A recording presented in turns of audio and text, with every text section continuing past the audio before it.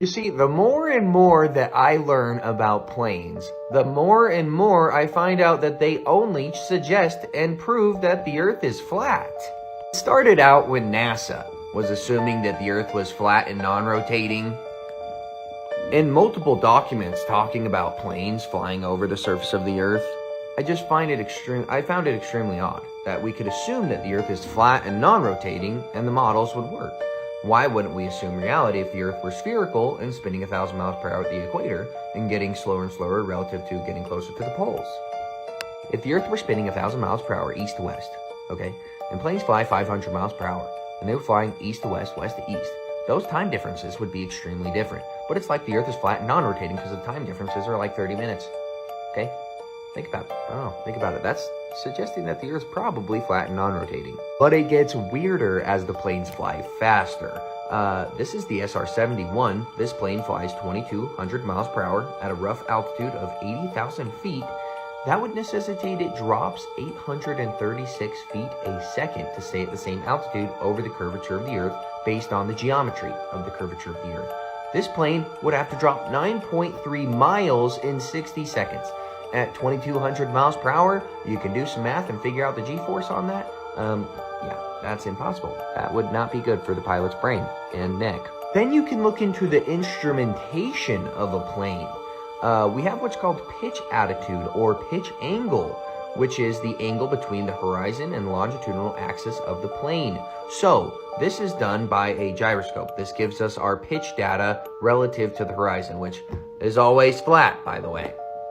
The gyro spins on this axis and tells the plane whether it is upside down, tilting, pitched up, pitched down, relative to the horizon, because you spin it up before you fly. But the problem with this, if we took just a normal mechanical gyro, not any of the extremely fancy ones, what we should see is a tilt relative to distance over the surface of the Earth if the Earth were curved and the plane were tilting. Because if the Earth were a ball, here. If the Earth were a ball and a plane started here and flying around the Earth, obviously the gyro would have to be tilted as it went around the Earth.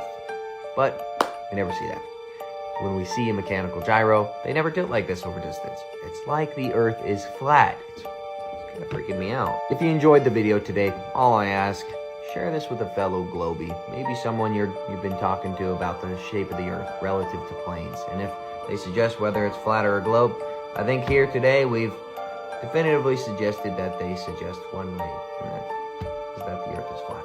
Have a good one. Today we're going to be discussing gravity. This quote by Sean Carroll from Quanta and Fields on page 42 is extremely relevant to the conversation we're going to be having today. It is difficult to explain quantum mechanics in a satisfying way when we can't even agree on what the theory says. Now, before we explain how this relates to gravity, we have to understand a few fundamental things before we get into that.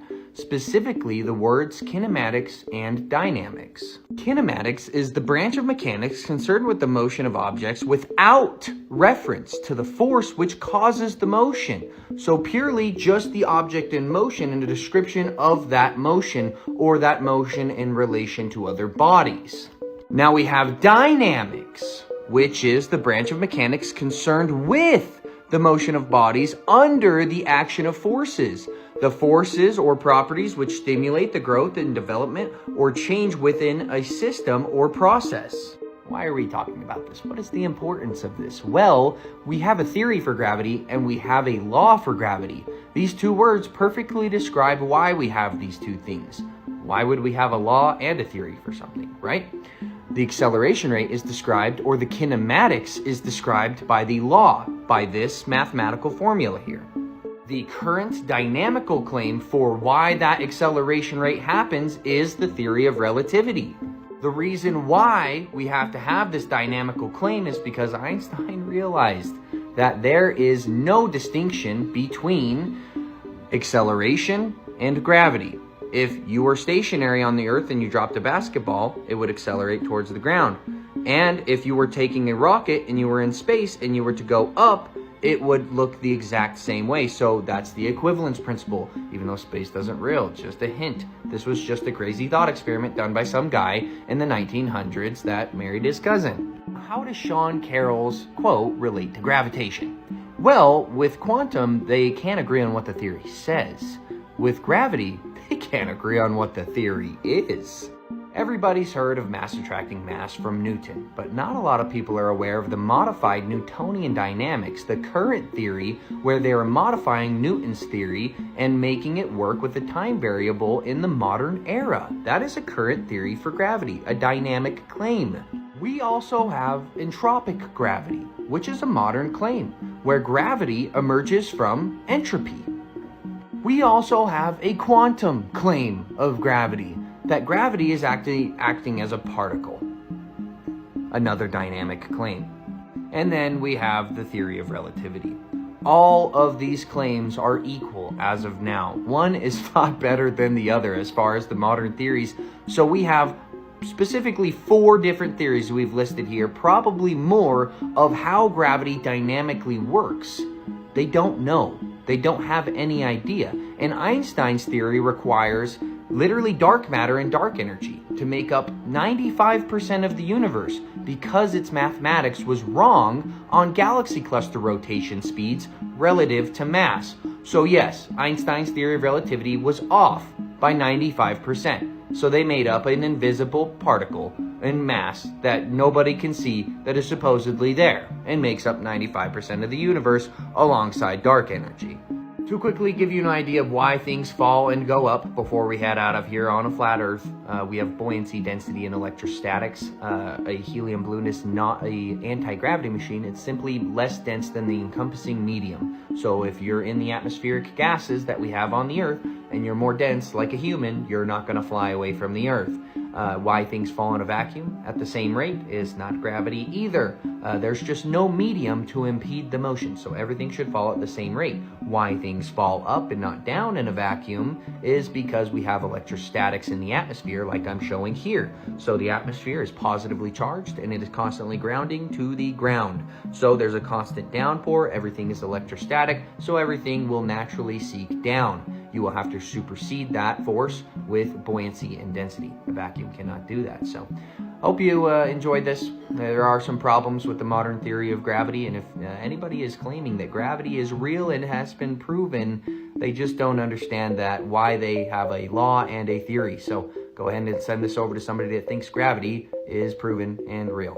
Hope you guys have a good one. See you in my lives. Every day off, I do go live at 7 p.m. Pacific Standard Time, and I openly debate any globe earther willing to come up and think they have evidence of gravity, the motion of the Earth, or curvature. Have a good one. If you still believe we live here, I have something to tell you. Gas pressure needs a container. This is the definition. The name given to the force exerted by gas particles colliding with the wall of their container. Does this look like a container to you? The atmosphere right against the vacuum of space? Does that make any sense at all? You can't say gravity is the thing holding it there, because when you open a can of Coke, right near where gravity should be the strongest, it still has that psh noise, and the gas vacates immediately. This is due to the second law of thermodynamics, where the gas pressure is always trying to find its equilibrium. So it's immediately evacuating and creating an equilibrium inside the can and outside the can. That should happen on a ball Earth, but it doesn't, because there's something above us. I'm sure you know what that is by now, but that's a simple fact. This is a physical law of reality. We're in a pressurized environment right now. There's 14.7 pounds per square inch of pressure on us at sea level.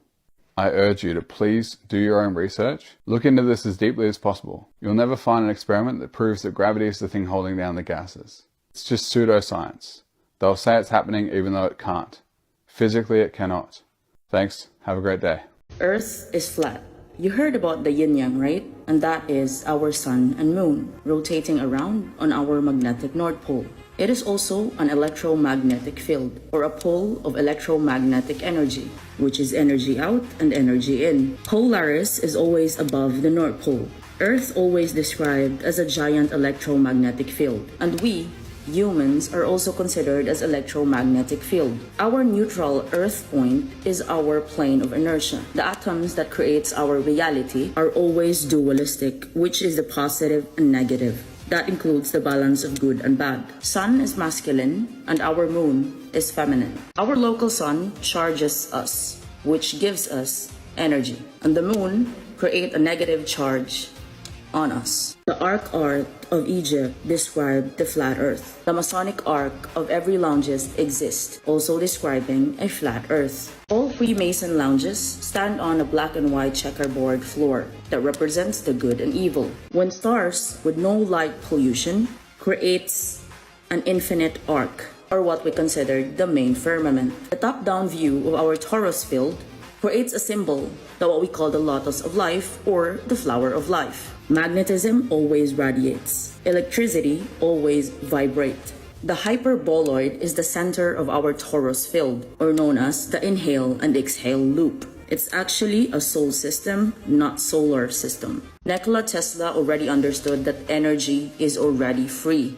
That is why pyramids means pyrometal, or fire in the middle. In a simple way, we call it heart or the core, and this is what produces on our electromagnetic field. Pyramids are built for the purpose of a connection, and this is only a part of a giant magnetic field. Our pyramids have this what we call capstones, the ones used to function the electric grid. Now they all change it to 5G towers, and that is being erected around the world. That's why we pay electricity and energy up until now. That is because the capstones has been removed, which are inside the pyramids. Free energy is real and it is suppressed. And that's the whole reason they destroyed Tesla's Wardenclyffe power, so that we can pay money for gas and electric. This is a cathedral on a modern microcircuit with an emitter antenna. Cathedral, also known as cathode roll. A cathode is a type of electrode through which electrons move. Electrodes are a semiconductor, usually a metal that is connected to a non-metal. Cathode deliver electrons, or what we call a negative charge. The anode collects the electrons, which have a positive charge. Anode is negative, cathode is positive. And by combining these two,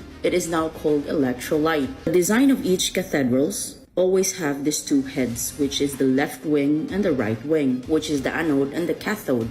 Anode is the electrode where oxidation occurs. Cathode is the electrode where reduction occurs, or also known as the ether energy conductor. They all have this in Teotihuacan, at the Vaticano, and Carol, Peru. It's all about energy out and energy in. Everything that you see that could be nature, water, all of it possess a unique energy charge, and we don't exactly know what month or year we are already in. And why they all did this? Just to keep us out of sync, especially the monthly cycles of our body. As I say, moon always governs the water, and that includes the liquids within our body. That's why we females get a menstrual cycle, or the menstrual cycle. We have this fluid produced by the upper brain, which always falls down on our spine, and that exactly every month. And this can make us all function in a higher capacity. These symbols are all part of our DNAs. The halos of our earth also have it too. And these are shapes of all existence. As above, so below. Even the tones of every harmonic frequency, they have it too. In short, we are all living frequency in different vibrations. Are you gonna vibrate higher or keep on a lowest state? Choice is yours. I can prove the sun isn't 93 million miles away using just this strainer. The farther away the light gets, the tighter the sun rays get. Fact of the matter is, you cannot replicate these images without a local sun. End of story. The easiest observation to disprove flat Earth, which covered the fact that if you view planes in the sky, either just after sunset or just before sunrise, you can often see the sun reflecting off the underside of the plane. And I explained how that can only happen if the light is coming up from below the plane's horizontal, which would prove that the sun is below the plane's horizontal and thus a globe, rather than a flat Earth where the sun would be above the plane. Time to debunk this. Okay, did you know that the sun is actually setting behind this house here? It's far off that way. But how is the light on the front of the house if the sun is setting far behind it? Well, the sun is actually reflecting off of these windows and coming back to the front of this house. And if you'll notice, the shadow is downward, meaning that the sun, although it's setting, is still above everything here. You're wondering why you see sunlight on the bottom of a plane during sunrise and sunset when you live on a giant mirror during sunrise and sunset, the angle would be just perfect to shoot light up and under an airplane. The window on a house caused an impossible observation. Imagine what an ocean would do, or just large bodies of water in general. You essentially live on a giant mirror with a very bright light circling around. Expect light to be coming in from all directions during sunset and sunrise. Question to all my globe defenders, my globe believers, my science guys. Where does frozen oxygen or liquid helium exist in this belief system? Because all I could find it is in laboratories. What you are seeing right here is the Chicago skyline seen from 50 miles away on Indiana Dunes National Lake Shore. Now, from an observation height of 6 feet, there should be 1,473 feet of curvature, which is exactly what we see here, because the tallest building in all of Chicago, the Willis Tower, is 1,451 feet high. And we obviously didn't see any buildings at all, and we certainly did not see the tallest building in Chicago because it was all under curvature. And you guys remember that Family Guy episode where Neil Armstrong walks out of a little Hollywood set and the guy's like, "Hey, I just saw you live on TV on the moon. Shouldn't you be on the moon?" And he's like, "Oh, solar winds," and and hits him in the head, knocks him out, and throws him in his car. That's really interesting, but of course this is just a conspiracy theory, even though most rockets follow an arched pathway. And of course, look at that. It looks like it's scraping something above. Perhaps the firmament, the waters above. Now, maybe that was just the combusting gases and stuff coming out of the rocket, right? Oh, but it does it again. Why don't we zoom in and actually see what's going on? What is that substance coming off of this rocket? Now, of course, I made all of this up. I edited all of these videos, and I have no idea what I'm talking about because this was for satire and entertainment purposes only. It came in the mail, and y'all are opening it with me. Ooh. Smell it. Woo!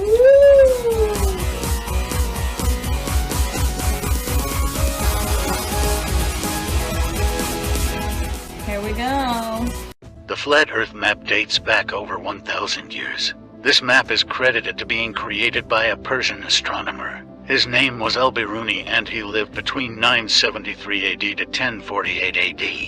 It's the official map of the United Nations and also the United States Geological Survey. It used to be present in many places before the creation of NASA and the Antarctic Treaty in 1959. Here you see it with Admiral Byrd. This map has been restored by Dmitry from Russia with suggestions of mine, Idialenkar. Known by my YouTube channel Flat Earth Banjo, I asked Dmitry to include the Bermuda Triangle and Point Nemo, a place deep in the Pacific where NASA buries rockets.